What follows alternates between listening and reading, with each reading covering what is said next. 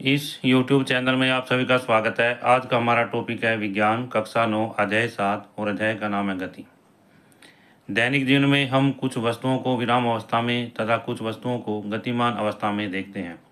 जैसे पक्षी उड़ते हैं, मछलियाँ तैरती हैं, रक्त का प्रवाह शिराओं और धमनियों में होता है तथा मोटर गाड़ियाँ चलती हैं। परमाणु, अणु, ग्रह, तारे और आकाशगंगाएं सभी गतिमान हैं।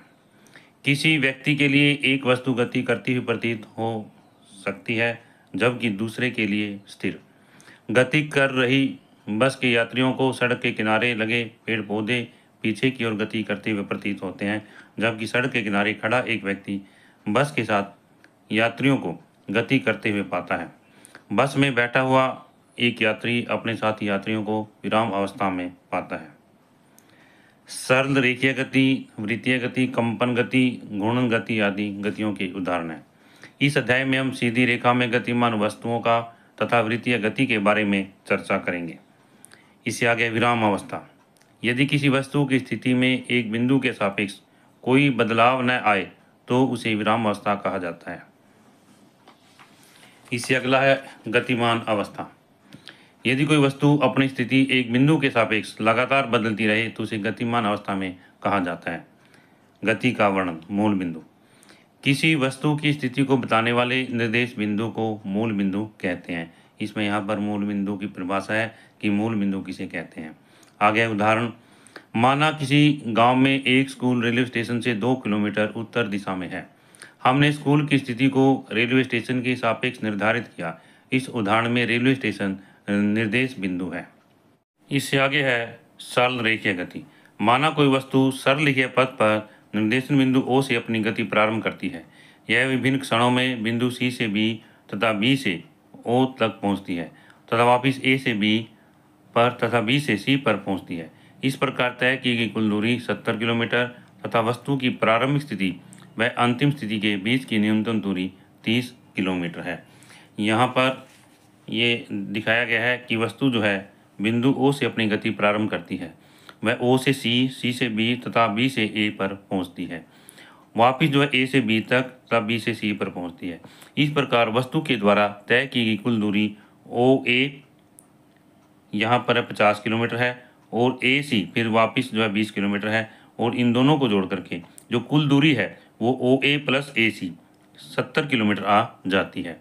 50 प्लस 20 तथा इसमें जो विस्थापन है OC 30 किलोमीटर आता है। विस्थापन क्या है? बिंदु O और बिंदु C से बीच की दूरी।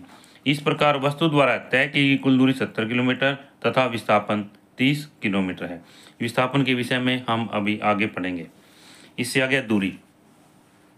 किसी वस्तु द्वारा एक स्थान से दूसरे स्थान पर तक तय किए गए पथ या लंबाई को दूरी कहते हैं। जो कुल रास्ता है उसको कहते हैं हम दूरी कहते हैं।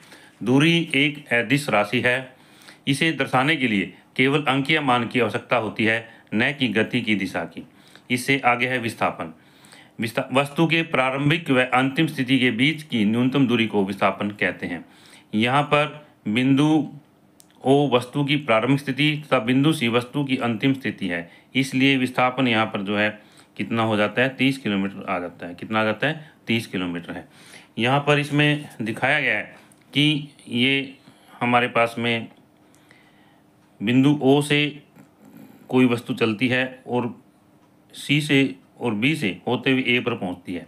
A से फिर वापस B पर और B से फिर वापस C पर पहुंच जाती है। तो बिंदु O और बिंदु C के बीच की दूरी यहाँ पर जो है कितनी है? 30 किलोमीटर है। कितनी है? 30 किलोमीटर है। इस प्रकार जो विस्थापन हुआ 30 किलोमीटर हुआ। इससे अगला है, यदि वस्तु की प्रारंभिक स्थिति और अंतिम स्थिति आपस में मिल जाती हैं तो विस्थापन जो है शून्य हो जाता है। किसी वस्तु का विस्थापन शून्य हो सकता है, परंतु तय की गई दूरी कभी शून्य नहीं हो सकती। अब जैसे मान लीजिए यहाँ हम इस वृत्त का या सर्कल का उदाहरण लेते हैं। एक वस्तु जो है बिंदु A से प्रारंभ करते हुए ऐसे गति करते हुए बिंदु A पर वापस पहुंच जाती है। इसमें वस्तु की प्रारंभिक स्थिति और वस्तु की अंतिम स्थिति जो है आपस में मिल जाती हैं। तो इस प्रकार वस्तु का विस्थापन क्या है? शून्य हो जाता है। क्या हो जाता है? शून्य हो जाता है। परंतु इसके द्वारा तय की दूरी जो है कभी शून्य नहीं हो सकती, क्योंकि वस्तु जो है यहाँ से चल करके यहाँ तक की दूरी जो है तय करती है। इसलिए वस्तु की दूरी जो है इस वृत्त की परिधि के बराबर हो जाती है। इस वृत्त की परिधि के बराबर हो जाती है। इससे अगला है ओडोमीटर। स्वचालित वाहनों के द्वारा तय की गई दूरी को मापने के लिए इस यंत्र का उपयोग किया जाता है। भौतिक राशियाँ। जिन राशियों को मापा जा सके उन्हें हम भौतिक राशियाँ कहते हैं। भौतिक राशियाँ दो प्रकार की होती हैं। नंबर एक अदिश राशियाँ, दूसरी क्या है सदिश राशियाँ। अदिश राशियाँ जिन भौतिक राशियों में केवल परिमाण होता है, दिशा नहीं होती, उन्हें अदिश राशियाँ कहा जाता है, जैसे द्रव्यमान, समय आदि। सदिश राशियाँ जिन भौतिक राशियों में परिमाण तथा दिशा दोनों होती हैं उन्हें सदिश राशियाँ कहा जाता है, जैसे विस्थापन, वेग, त्वरण आदि। इससे आगे एक समान गति और असमान गति। एक समान गति यदि कोई वस्तु समान समय अंतराल में समान दूरी तय करे तो उस वस्तु की गति को एक समान गति कहते हैं, चाहे वह समय अंतराल कितना भी छोटा हो। उदाहरण घड़ी की सुइयों की गति, पृथ्वी की गति। असमान गति यदि कोई वस्तु असमान समय अंतराल में असमान दूरी तय करे तो उसकी गति को असमान गति कहा जाता है। उदाहरण भीड़ वाली सड़क पर जा रही कार की गति, स्टेशन से चलते हुए समय ट्रेन की गति। इसके बाद में चाल। चाल किसे कहते हैं? इकाई समय में वस्तु द्वारा तय की गई दूरी को चाल कहते हैं। चाल के विषय में, चाल एक अदिश राशि है। किसी भी वस्तु की चाल हमेशा धनात्मक होती है। चाल के लिए जो फार्मूला या सूत्र है, चाल बराबर है दूरी बटे समय। यदि हमें दूरी ज्ञात है और वस्तु के द्वारा लिया गया समय, दूरी तय करने में वस्तु के द्वारा लिया गया समय हमें ज्ञात है, तो हम वस्तु की चाल ज्ञात कर सकते हैं। चाल बराबर दूरी बटा में समय। चाल के मात्रक मीटर पर सेकंड है। चाल का मात्रक क्या है? मीटर पर सेकंड या किलोमीटर प्रति घंटा। किलोमीटर प्रति घंटा। इसके बाद औसत चाल। किसी वस्तु द्वारा तय की गई कुल दूरी को कुल समय अवधि से भाग देकर औसत चाल को प्राप्त किया जा सकता है। औसत चाल तय की गई कुल दूरी बटे में कुल समय अवधि या तय की गई कुल दूरी बटे में लिया गया कुल समय जो है औसत चाल के बराबर होता है। यदि वस्तु की दूरी को यदि तय दूरी को s के द्वारा, समय को t के द्वारा तथा औसत चाल को v के द्वारा प्रदर्शित किया जाए। यहाँ पर शब्द है चाल, ये दोनों अलग हैं। औसत चाल को, यहाँ पर औसत चाल को v के द्वारा प्रदर्शित किया जाए तो v बराबर है s बटे t के। उदाहरण एक कार 2 घंटे में 100 किलोमीटर की दूरी तय करती है तो उसकी औसत चाल 100 बटे 2 यानी 50 किलोमीटर प्रति घंटा होगी। दिशा के साथ चाल। इससे आगे वेग। एक निश्चित दिशा में चाल को वेग कहते हैं, या जब चाल को दिशा के साथ व्यक्त किया जाता है तो उसे वेग कहते हैं। वेग एक सदिश राशि है। इसमें परिमाण तथा दिशा दोनों होते हैं। वेग एक निश्चित दिशा में तय की गई दूरी को बटे में लिया गया समय वेग के बराबर होता है। वेग किसके बराबर है? एक निश्चित दिशा में तय की गई दूरी बटे में लिया गया समय। वेग बराबर है विस्थापन बटा में समय। वेग बराबर है विस्थापन बटा में समय। औसत वेग। औसत वेग किसके बराबर होता है? प्रारंभिक वेग प्लस अंतिम वेग बटे में 2 के। इससे आगे है v बराबर u प्लस v बटे 2 के। यहाँ v जो है वस्तु का औसत वेग है, u प्रारंभिक वेग है और जो v एवरेज भी कह सकते हैं हम इसको, v के साथ a भी लगा दें, इसके साथ में a v, तो v a v। यहाँ पर v a v यानी एवरेज v a v जो है औसत वेग है, u वस्तु का प्रारंभिक वेग है, v जो है अंतिम वेग है। मात्रक। चाल तथा वेग दोनों के मात्रक बराबर होते हैं, समान होते हैं, तो इसके बराबर है मीटर पर सेकंड या किलोमीटर प्रति घंटा वेग के मात्रक हैं। इसे अगला प्रश्न। जब आकाश में बिजली चमक रही हो और बादल गरज रहे हो तो हमें बिजली की चमक पहले दिखाई देती है, तब बादलों की ध्वनि या गर्जन जो है बाद में सुनाई देती है, क्यों? तो इसमें यहाँ पर बिजली की चमक तथा बादलों की गर्ज एक ही समय उत्पन्न होते हैं। प्रकाश की गति अधिक होने के कारण तथा ध्वनि की गति कम होने के कारण हमें बिजली की चमक पहले दिखाई देती है, तब बादलों की गड़गड़ाहट बाद में सुनाई देती है। इससे आगे उदाहरण। यात्रा शुरू होते समय कार का ओडोमीटर 2000 किलोमीटर प्रदर्शित करता है और यात्रा समाप्ति पर 2400 किलोमीटर प्रदर्शित करता है। यदि इस यात्रा को 24 घंटे लगते हैं तो कार की औसत चाल को किलोमीटर प्रति घंटा और मीटर पर सेकंड में व्यक्त कीजिए।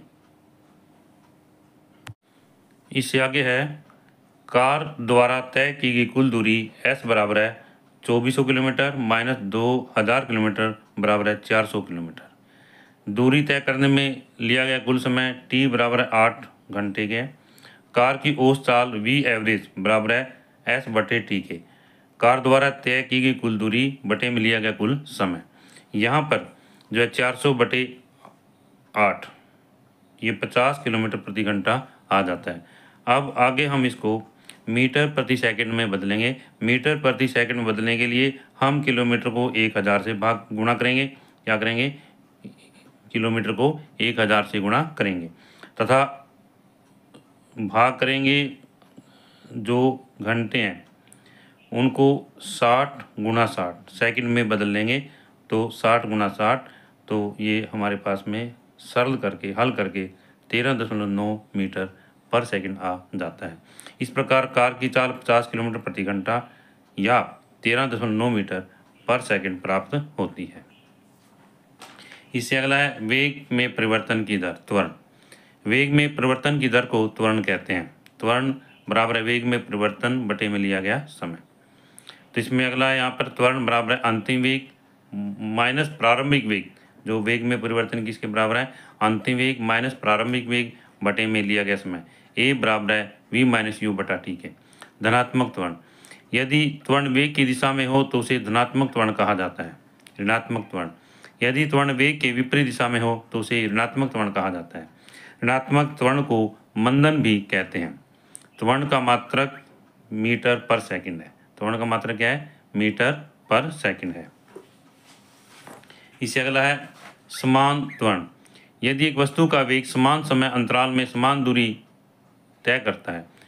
यदि एक वस्तु का वेग समान समय अंतराल में समान रूप से घटता या बढ़ता है तो वस्तु के त्वरण को समान त्वरण कहते हैं। उदाहरण, स्वतंत्र रूप से गिर रही एक वस्तु की गति एक समान त्वरित गति का उदाहरण है। असमान त्वरण, यदि वस्तु का वेग समान समय अंतराल में असमान रूप से घटता या बढ़ता है तो उसे असमान त्वरण कहते हैं। उदाहरण, सीधी सड़क पर चलती हुई एक कार समान समय अंतराल में असमान दर से चाल बदलती रहती है, तब कहा जाता है कि कार असमान त्वरण से चल रही है। इससे आगे है गति का ग्राफीय प्रदर्शन। किसी वस्तु की गति एक रेखीय ग्राफ के द्वारा दर्शाई जाती है। इस अवस्था में रेखा ग्राफ किसी राशि पर निर्भरता को दर्शाता है, जैसे दूरी या वेग का दूसरी राशि जैसे समय पर। इससे आगे दूरी समय ग्राफ। दूरी समय ग्राफ इसमें है, इस ग्राफ में समय को x अक्ष और दूरी को y अक्ष द्वारा प्रदर्शित किया जाता है। इसमें यहाँ पर ये x एक्सिस है और ये y एक्सिस है। इसमें समय को x एक्सिस के द्वारा और दूरी को y एक्सिस के द्वारा प्रदर्शित किया जाता है। इससे आगे एक समान चाल से गतिमान किसी वस्तु का दूरी समय ग्राफ। एक समान चाल से गतिमान किसी वस्तु का दूरी समय ग्राफ। इस अवस्था में वस्तु के द्वारा तय की गई दूरी लिए गए समय के समानुपाती होती है। दूरी व समय का ग्राफ एक सरल रेखा में प्राप्त होता है। जैसा कि यहाँ पर दिखाया गया है कि एक समान चाल से गतिमान किसी वस्तु का दूरी समय ग्राफ। यहाँ पर x एक्सिस समय लिया गया है, y एक्सिस दूरी ली गई है और इन दोनों का जब हम ग्राफ प्लॉट करते हैं या ग्राफ बनाते हैं तो वह एक सीधी रेखा में आता है। किसमें आता है? एक सीधी रेखा में प्राप्त होता है। वस्तु की चाल ज्ञात करने के लिए इससे आगे है, यहाँ चित्र में ग्राफ OB भाग यह दर्शाता है कि दूरी एक समान दर से बढ़ रही है। ये सीधी रेखा में है, इसलिए OB जो है लाइन जो है ग्राफ पर है, जो ये दिखाता है ग्राफ भाई जो दूरी जो है एक समान दर से बढ़ रही है। वस्तु की चाल ज्ञात करने के लिए दूरी समय ग्राफ का प्रयोग। इसके लिए दूरी समय ग्राफ के भाग ए बी को लेते हैं, जो इसमें यहाँ पर जो है दूरी समय ग्राफ जो है ए बी को लेते हैं। बिंदु ए से एक्स एक्स के समानांतर तथा बिंदु वाई से वाई एक्स के समानांतर एक रेखा खींचिए। ये दोनों बिंदु सी पर मिलकर एक त्रिभुज ए बी सी बनाते हैं। आप ग्राफ का ए सी का समय अंतराल T2 माइनस T1 को दर्शाता है, जैसा कि यहाँ पर दिखाया गया है। और ए बी सी जो है दूरी S2 माइनस S1 को दर्शाती है। तो वस्तु की चाल क्या होगी हमारे पास में, S2 माइनस S1 बटे T2 माइनस T1 के। इसके बाद आगे है असमान चाल से गतिमान किसी कार का दूरी समय ग्राफ। इस ग्राफ की प्रकृति समय के साथ कार द्वारा तय की गई दूरी का अरेखीय परिवर्तन दर्शाती है। चित्र में ग्राफ असमान चाल को दर्शाता है। तो इसमें यहाँ पर ये दिखाया गया है कि असमान चाल से गतिमान किसी कार का दूरी समय ग्राफ। यहाँ पर समय दिया गया है, यहाँ पर कार के द्वारा तय की दूरी दी गई है। और जब हम इस ग्राफ को बनाते हैं तो इसमें कार की चाल जो असमान चाल है और जो ग्राफ है वो सीधा एक लाइन में न होकर के टेढ़ा मेढ़ा होता है। तो इसमें ये वक्र रेखा में ये दिखाई गई है रेखा, और ये क्या है, असमान चाल से गतिमान किसी कार का दूरी समय ग्राफ यहाँ पर दिखाया गया है। इससे अगला है वेग समय ग्राफ। इस ग्राफ में समय को x एक्स पर और वेग को y एक्स पर दर्शाया जाता है। जब वस्तु एक समान वेग से गतिमान है, एक समान वेग से गतिमान वस्तु के वेग समय ग्राफ की ऊंचाई में कोई परिवर्तन नहीं होता। यह x अक्ष के समानांतर एक सीधी रेखा में गति करती है। यहाँ पर 40 किलोमीटर प्रति घंटा के एक समान वेग से गति कर रही कार के वेग समय ग्राफ को दर्शाया गया है। यहाँ पर एक समान चाल से गतिमान किसी कार का वेग समय ग्राफ जो है दर्शाया गया है। यहाँ पर समय जो है एक्स एक्सिस की तरफ लिया जाता है और वेग जो है वाई एक्सिस की तरफ लिया जाता है। यहाँ पर जो है 40 किलोमीटर प्रति घंटे के हिसाब से जो कार चल रही है, और जो इसके अंदर जो समय में जो जैसा दिखाया गया ये सीधी रेखा में से हमें प्राप्त होता है। इससे अगला है वेग समय ग्राफ के द्वारा विस्थापन ज्ञात करना। वेग समय ग्राफ द्वारा समय अक्ष के द्वारा घेरा गया क्षेत्र विस्थापन के परिमाण के बराबर होता है। चित्र के अनुसार कार द्वारा तय की गई कुल दूरी ज्ञात करने के लिए समय T1 व T2 के संगत बिंदुओं से ग्राफ पर एक लंब खींचिए। इसमें यहाँ पर जो जैसा दिखाया गया है कि ये समय है, समय ये दो बिंदु हमने लिए हैं, इन बिंदुओं पर हम सीधा जो है एक लंब खींचते हैं यहाँ पर। तो जैसा कि पहले समय इधर हम एक्स एक्सिस पे लेना है, वाई जो एक्सिस है इस पर वेग लेना है हमने, और समय के अनुसार जो दिए गए बिंदु हैं हमने ग्राफ जो है प्लॉट करना है। इसके बाद में यहाँ पर ये पॉइंट लेने हैं और इस पर यहाँ पर हमने जो है लंब लेने हैं। 40 किलोमीटर प्रति घंटा के वेग से 40 किलोमीटर प्रति घंटा के वेग को ऊंचाई AC या BD और समय T2 माइनस T1 को लंबाई AB से प्रदर्शित किया जाता है। तो यहाँ पर ये हमें दिखाया गया है, ये AB है और ये क्या है, CD है, 40 किलोमीटर प्रति घंटे के वेग के अनुसार।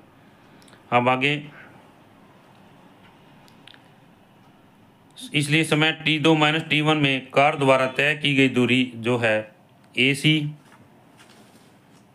गुणा CD, यानी 40 किलोमीटर प्रति घंटा गुणा T2 माइनस T1। इसके बाद 40 गुणा T2 माइनस T1, ये जो है किलोमीटर आ जाता है यहाँ पर। इससे आगे है चतुर्भुज ABCD का क्षेत्रफल। क्या प्राप्त हमें, चतुर्भुज ABCD का क्षेत्रफल हमें प्राप्त होता है। एक समान त्वरित गतियों के लिए वेग समय ग्राफ। इस ग्राफ में एक कार द्वारा तय की गई दूरी तथा वेग को दर्शाया गया है। समय के साथ वेग एक समान गति से बढ़ रहा है। वेग समय ग्राफ का क्षेत्रफल दिए गए समय अंतराल में कार द्वारा तय की गई दूरी या विस्थापन के परिणाम को बदलता है। यदि कार एक समान वेग से गति करे तो ग्राफ में दर्शाए गए क्षेत्र ABCD द्वारा तय की गई दूरी को दर्शाया जाता है। क्योंकि कार में वेग का परिणाम त्वरण के कारण परिवर्तित हो रहा है, इसलिए कार के द्वारा तय की गई दूरी S वेग समय ग्राफ में प्रदर्शित ABCDE के द्वारा दर्शाई जाएगी। तो इसमें S बराबर है ABCDE का क्षेत्रफल। ABCDE का क्षेत्रफल किसके बराबर है? इसमें ये यहाँ पर ये क्षेत्रफल है प्लस में त्रिभुज का क्षेत्रफल है। तो आयत ABCD का क्षेत्रफल ABCD आयत है और ये त्रिभुज है, इन दोनों के क्षेत्रफल के बराबर होगा। तो आयत का क्षेत्रफल किसके बराबर? AB गुणा BC के, और त्रिभुज ADE का क्षेत्रफल बराबर है 1/2 गुणा AD गुणा DE के। तो यहाँ पर वेग समय इसमें ये इसका जो है क्या आ जाता है हमारे पास में क्षेत्रफल आ जाता है। इससे अगला है वेग समय ग्राफ। जब वस्तु का वेग समय के साथ घटता है, जब वस्तु का वेग समय के साथ घटता है तो इस ग्राफ के द्वारा प्रयोग किए गए ग्राफ को दर्शाया गया है इसमें चित्र के अंदर। यहाँ पर ये वस्तु है और इसका वेग जो है समय के अनुसार घट रहा है, वो इसके द्वारा इसको चित्र को दिखाया गया है। यह एक वस्तु की गति को प्रदर्शित करता है जब उसका वेग समय के साथ घटता है। दूसरा है B भाग इसका, जब किसी वस्तु के वेग में समय के साथ असमान परिवर्तन होता है। इस ग्राफ में वस्तु के वेग में असमान परिवर्तनों को दिखाया गया है। असमान त्वरित गति की स्थिति में वेग समय ग्राफ किसी भी आकृति में हो सकता है। इसके बाद में जैसा कि ये दिखाया गया है यहाँ पर, इसके अंदर असमान त्वरित गति से गतिमान वस्तु एक समय के जो है वेग समय ग्राफ को दर्शाया गया है। इसमें जो वेग है वस्तु का वेग जो कम ज़्यादा होता रहता है, और ये हमें जो वेग का जो ग्राफ है उसका जो हमें ये चित्र में प्राप्त होता है, इसे टेढ़ा मेढ़ा ग्राफ जो है प्राप्त होता है। त्वरित गति, यदि किसी वस्तु के वेग में परिवर्तन होता है तो उस वस्तु की गति को त्वरित गति कहते हैं। गति के समीकरण, किसी वस्तु के वेग, त्वरण, समय तथा दूरी के बीच संबंध स्थापित करने वाले समीकरणों को गति के समीकरण कहा जाता है। तो इसमें हमारे यहाँ पर V बराबर U प्लस AT वेग तथा समय के बीच में संबंध है। S बराबर UT प्लस 1/2 AT स्क्वायर, यहाँ पर है समय व गति में संबंध है, यहाँ पर ये गति T स्क्वायर है। यहाँ पर V 2AS बराबर V माइनस U वेग तथा स्थिति में संबंध है। तो यहाँ पर U वस्तु का प्रारंभिक वेग, T समय, A त्वरण तथा V अंतिम संबंध है। S बराबर है UT प्लस 1/2 AT स्क्वायर, ये यहाँ पर 2 दिखाया गया है। यहाँ पर एक समान वृत्तीय गति, जब एक वस्तु वृत्तीय पथ पर चलती है तब उसकी गति को एक समान वृत्तीय गति कहा जाता है। मान लीजिए वृत्ताकार पथ की त्रिज्या r जिस पर वस्तु चल रही है, वृत्ताकार परिधि 2πr। तो इसमें मान लिया वृत्ताकार पथ का एक चक्कर पूरा करने में लिया गया समय कितना t है, तो वेग बराबर है दूरी बटा समय के बराबर होता है। तो यहाँ पर ये वृत्ताकार पथ दिखाया गया है और वस्तु जो है इस वृत्ताकार पथ पर जो है चल रही है।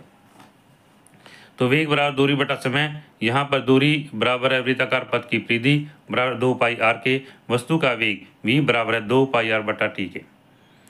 इससे अगला है वस्तुओं के एक समान वृत्तीय गति के उदाहरण। चंद्रमा की पृथ्वी के चारों परिक्रमा की गति, पृथ्वी के सूर्य के चारों ओर परिक्रमा गति, एक वृत्तीय कक्षा में घूर्णन करते हुए उपग्रह की गति, वृत्तीय पथ पर नियत चाल से चलती हुई साइकिल सवार की गति आदि, ये वृत्तीय एक समान वृत्तीय गतियों के उदाहरण हैं। यदि यह वीडियो आपको अच्छी लगे तो आप इस वीडियो को लाइक करें, शेयर करें, और यदि आप इस चैनल पर नए हैं तो आप इस चैनल को सब्सक्राइब करें ताकि इससे अगला लेक्चर आपको मिलता रहे।